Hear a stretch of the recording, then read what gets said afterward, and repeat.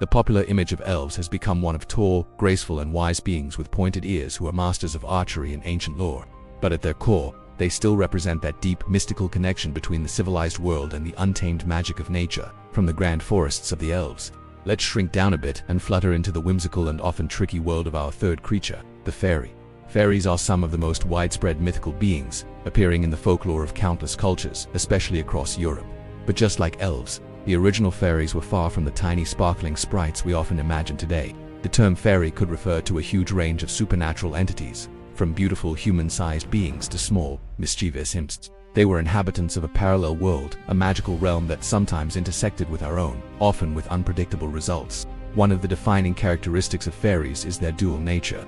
They could be incredibly kind and generous, bestowing gifts of luck, talent, or wealth upon humans they favored. But they were also known for being capricious and easily offended. A single disrespectful word or a broken promise could turn a friendly fairy into a vengeful troublemaker.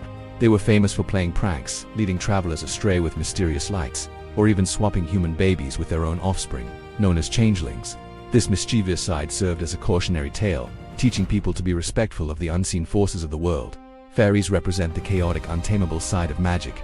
They remind us that not everything in the supernatural world is good or evil. Some things are just wild, unpredictable, and demand our respect. Now, let's leave the enchanted forests and sail to the treacherous waters of ancient Greece to face our fourth legendary beast, the Hydra, the Lernaean. Hydra is one of the most terrifying monsters in all of Greek mythology.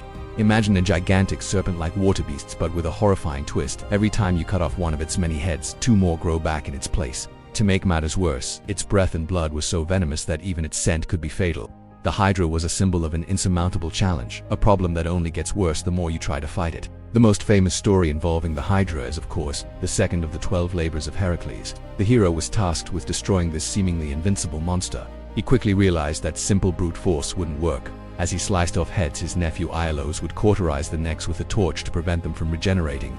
This incredible battle wasn't just about physical strength. It was about strategy, teamwork, and intelligence. The Hydra represents a type of struggle we can all relate to, a persistent problem that seems to multiply with every effort we make to solve it. Its story teaches us that sometimes we need to think outside the box and work with others to overcome our greatest challenges.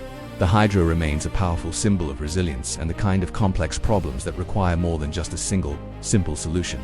For our final mythical creature, we journey east to the island nation of Japan and dive into its rich and fascinating folklore. Here we meet the Ningyo. The word Ningyo literally translates to human fish, and they are often described as the Japanese equivalent of mermaids. However, the Ningyo is quite different from the beautiful, half-human, half-fish sirens of Western lore.